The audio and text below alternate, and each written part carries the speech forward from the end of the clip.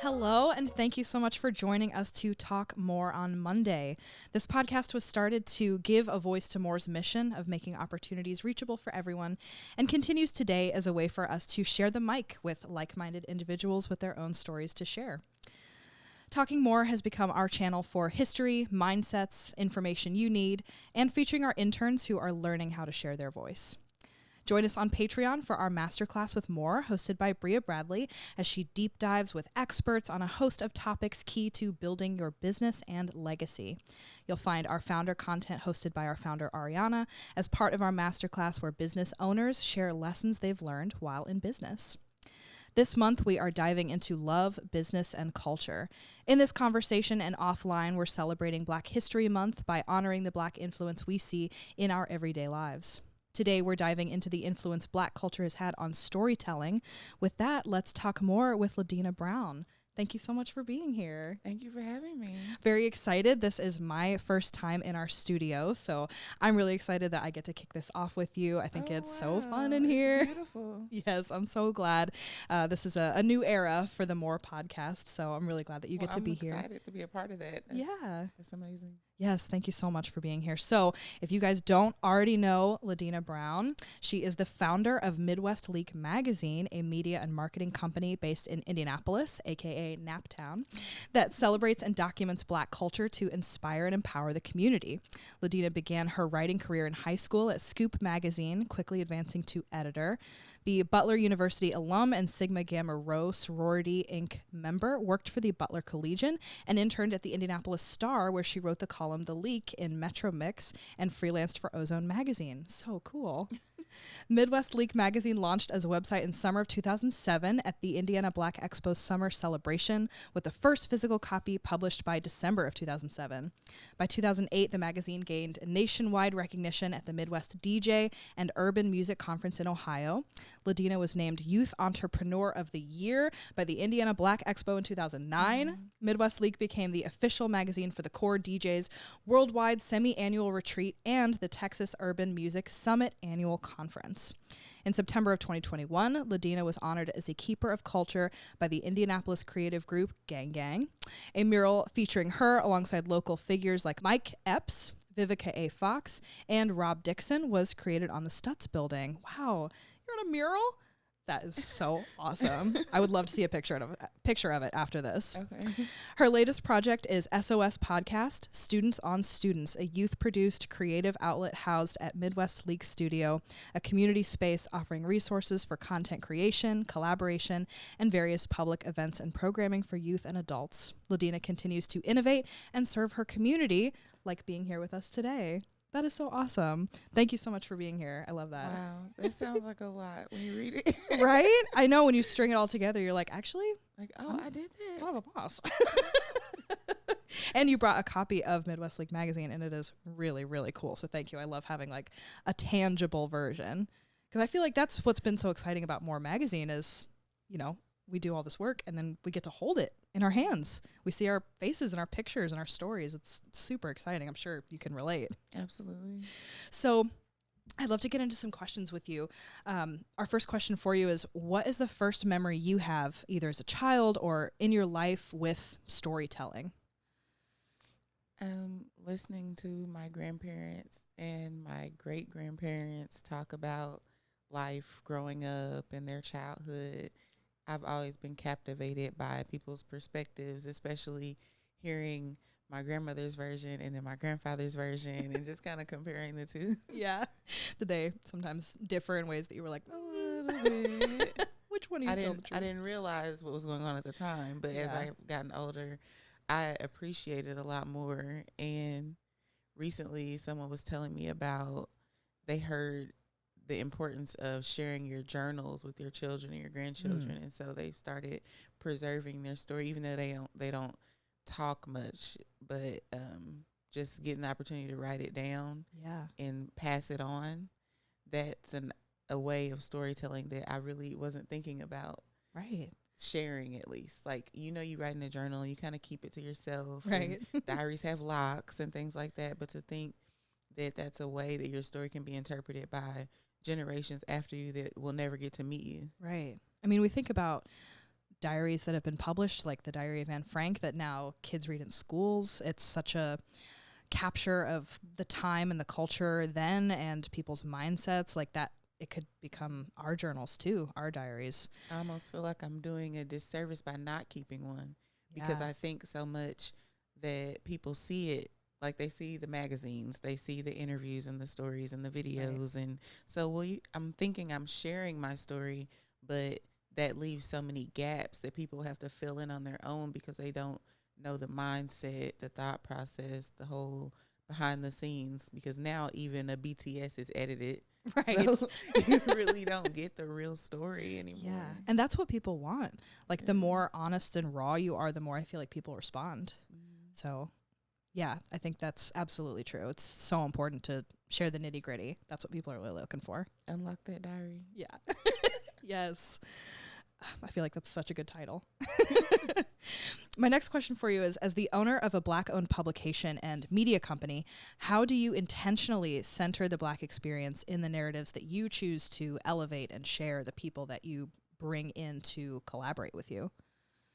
I like to share stories of people that are making an impact, loud and quietly.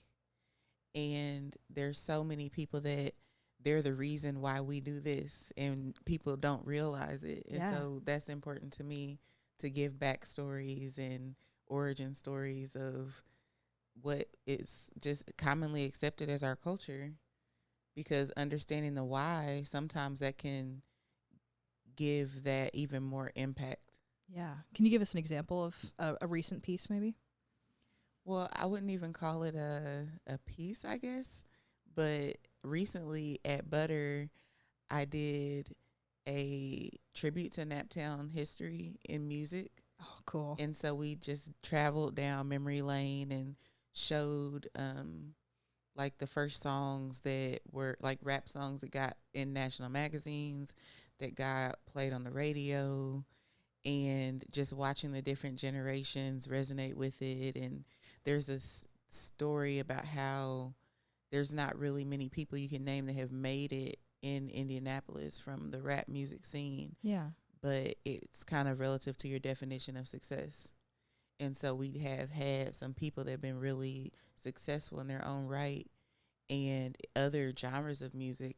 Indiana has made a huge impact in music as a whole. Yeah. So that project, coupled with the project I did at Black, a Festival of Joy, which was, we actually had a dance contest for the Jiggle 8, and that's a dance that is known to have come from the far east side of Indianapolis, but it had a resurgence on TikTok because someone from here went to Kai Sinet's Streamer University and taught Kai how to hit the jig.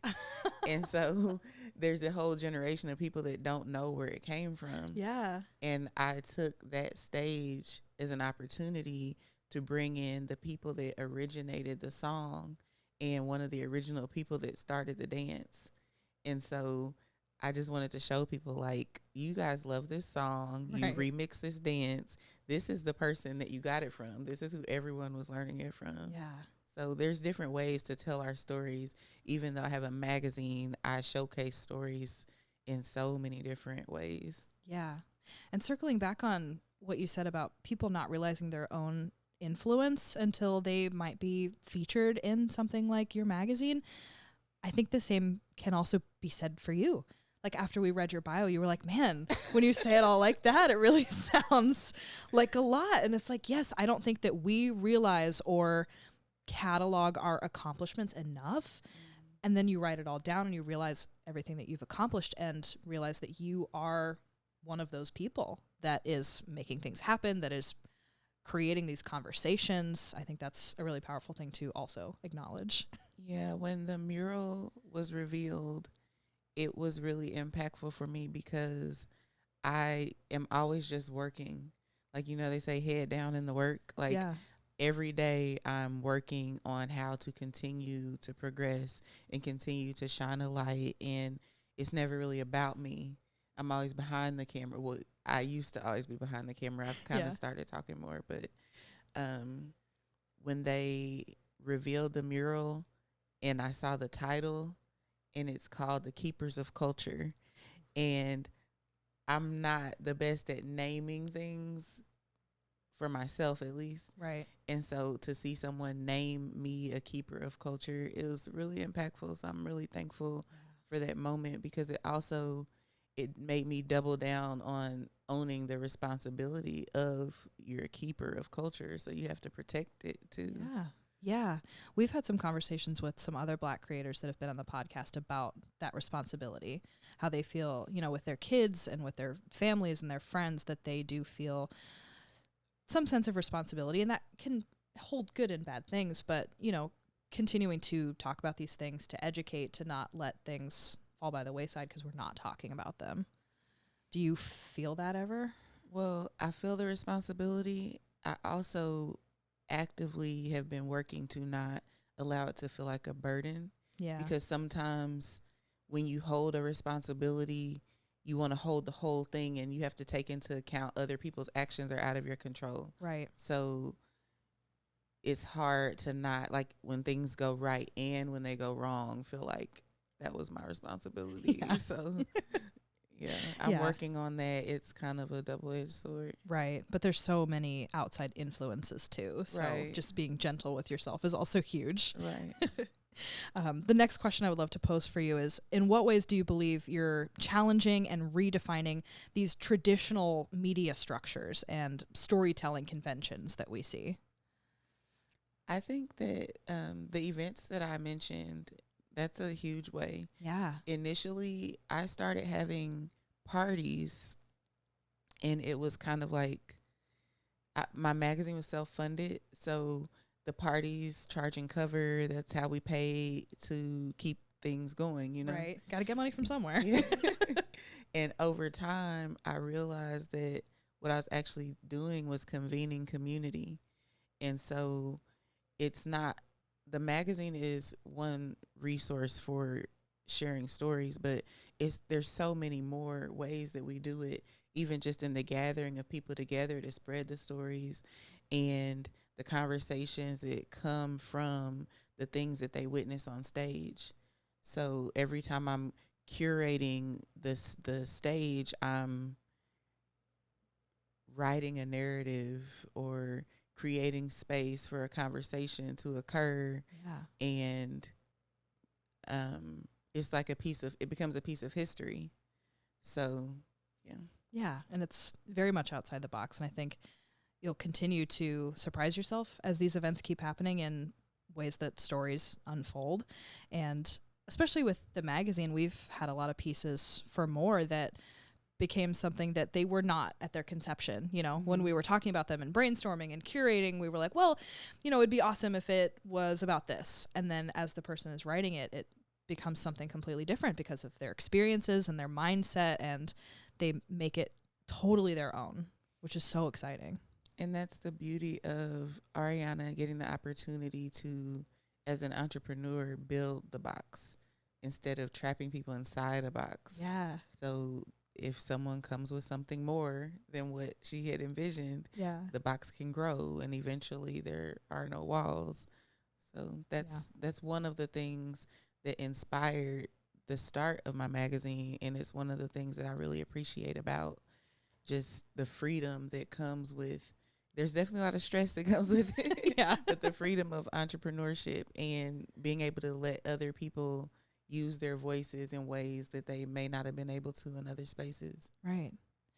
Do you find yourself curating pieces?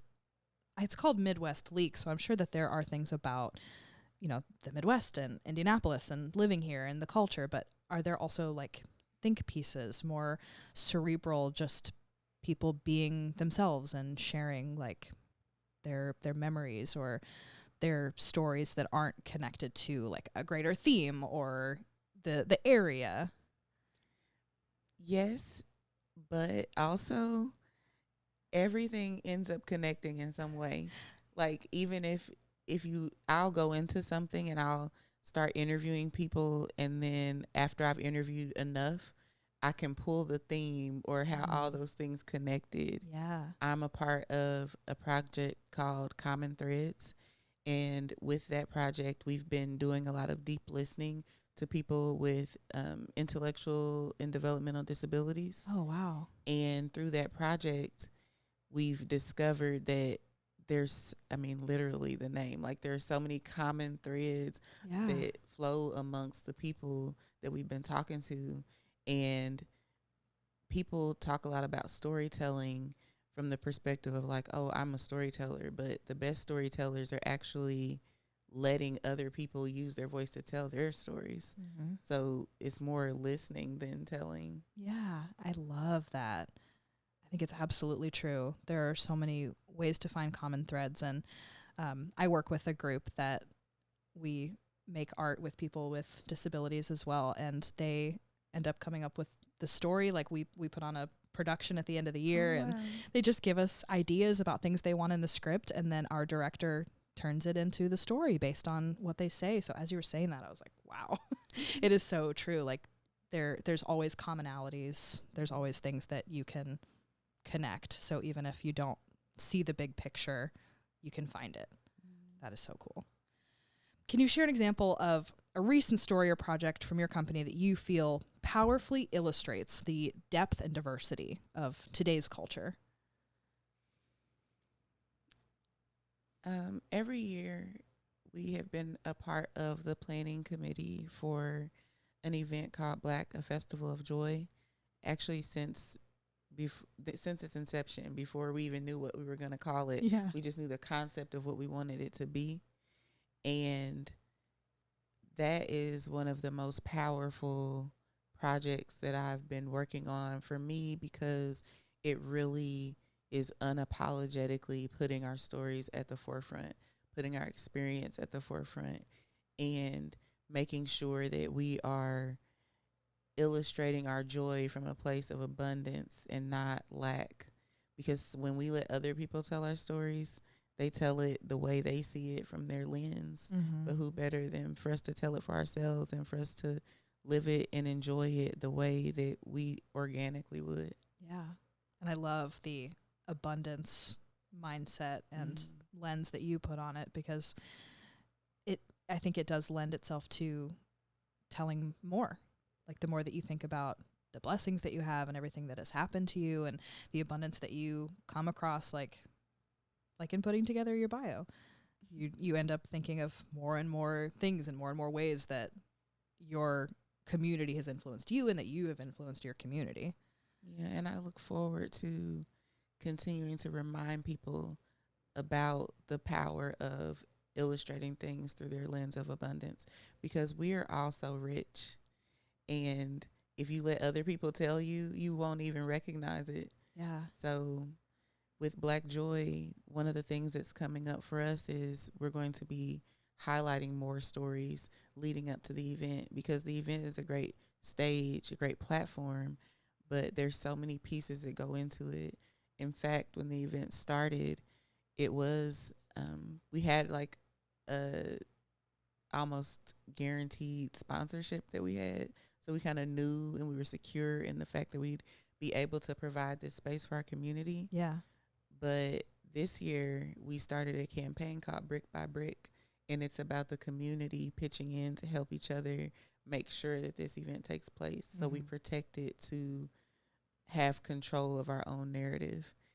I think that this year you'll see more of the stories of the behind the scenes and the stories of joy that people may not have recognized, the amount of joy and how it spreads from things that they didn't think about as joyful. Yeah. And what a great idea to get people involved, get people committed to it, is to let them have a little bit of buy-in, right? Mm-hmm.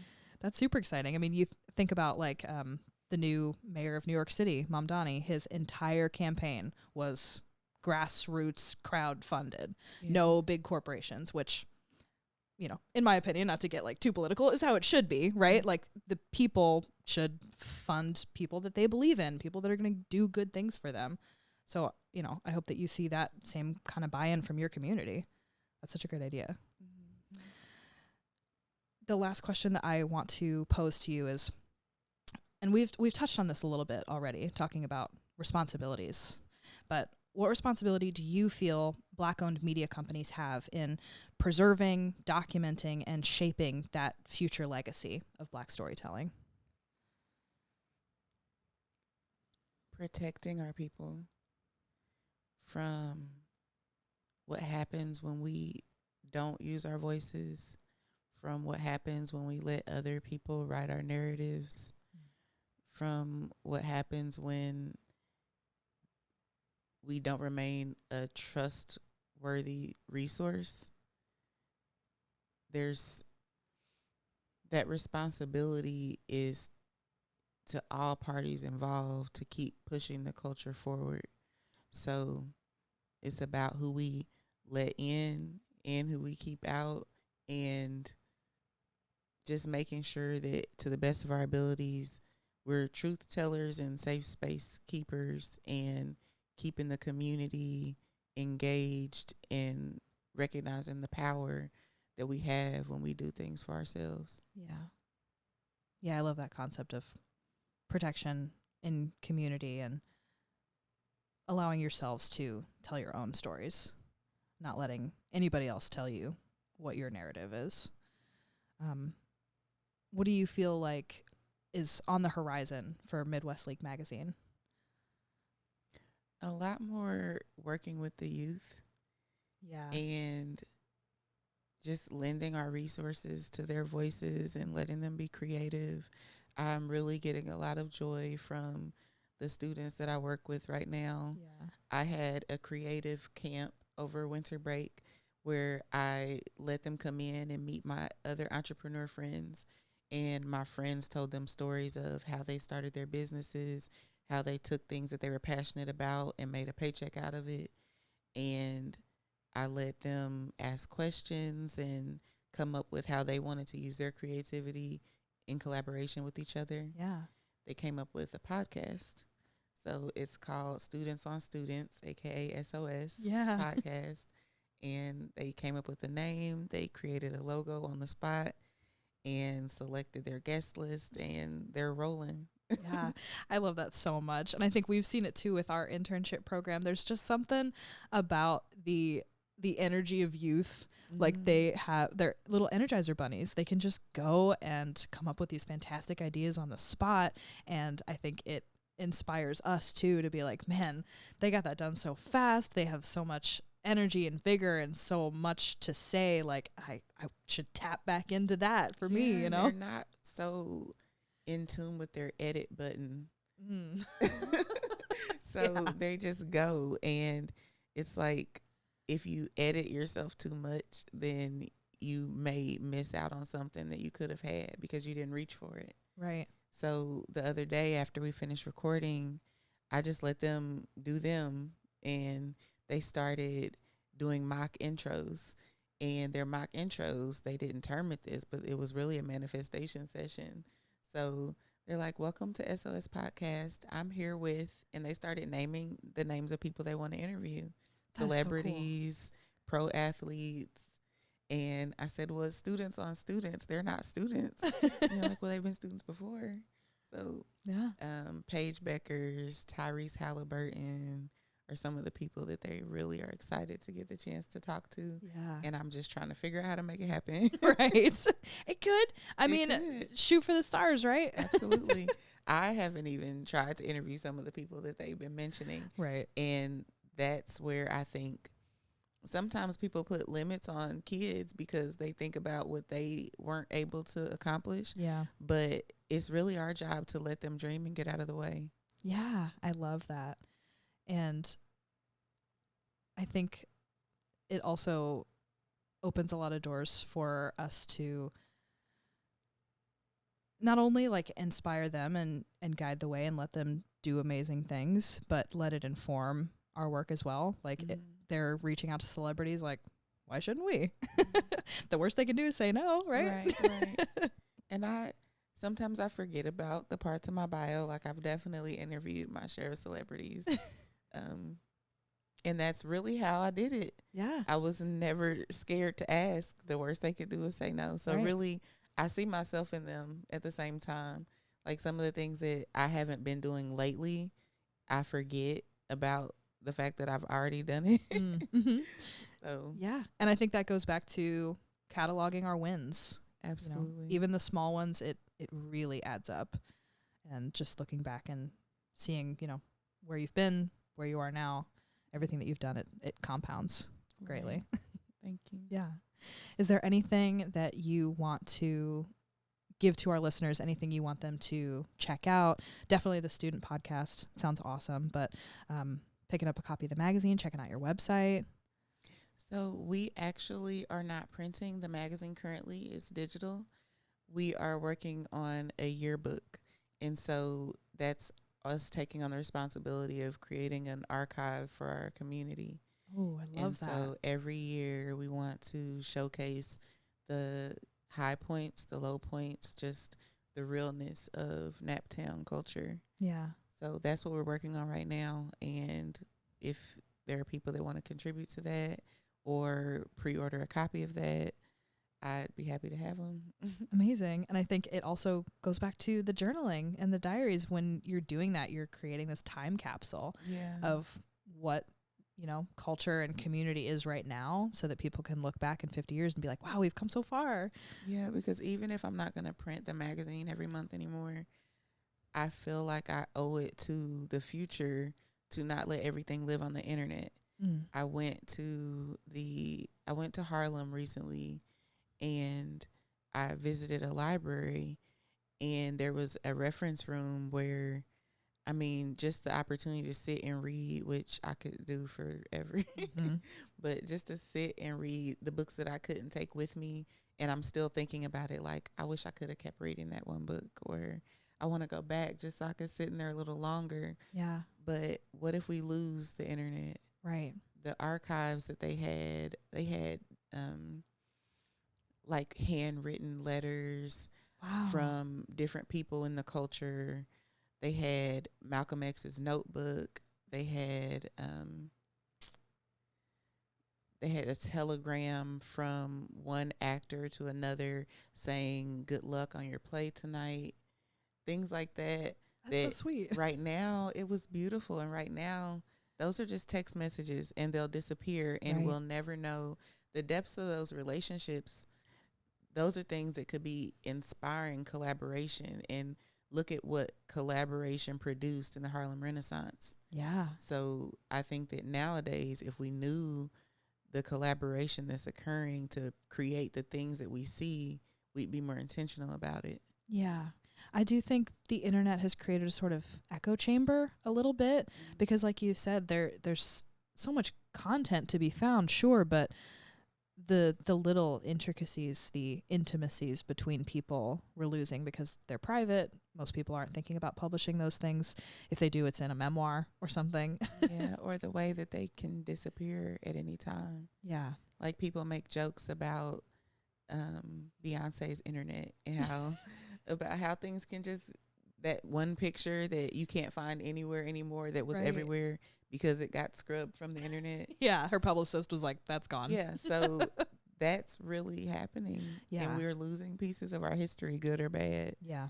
And that's kind of scary to me. I think so too. It's also a testament to public libraries. Go to your library, get your library card. For sure. Use it, because I think library funding is also something that we may not always have. It may not always be prioritized, but it is so important to have physical media or the ability to have it for free in your communities, accessible to people. Me want to start printing my magazine again.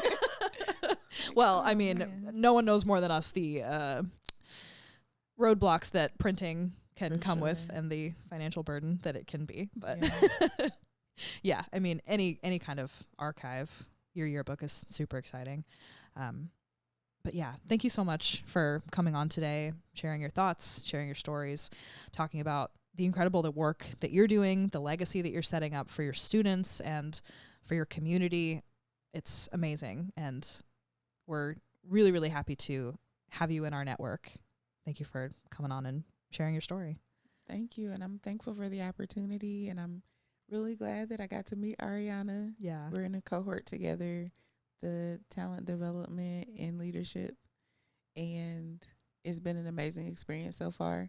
We have 7 months together, so yeah, I'm so sure exciting. it will turn into more. Yeah. Yeah, there's no way that you guys won't be, bonded for life after that kind of experience. Yeah. Well, thank you so much for coming on. Best of luck to you and your cohort. That's a super exciting opportunity. It's truly a blessing to be in Ariana's sphere and, see what more has become and what it's still becoming, and, having somebody who's not only in like the media magazine world, but, somebody who's so passionate about upholding culture and legacy is really exciting. So thank you so much. Thank you. Thank you guys for listening. We will see you next time on Let's Talk More on Monday. Make sure to check out our Patreon for our Mastermind series with Bria Bradley, and check out moremagazine.org if you want to pick up an issue of a previously printed magazine or read some of our stories. They are all, in fact, on the internet. We'll see you next time, guys. Thanks so much.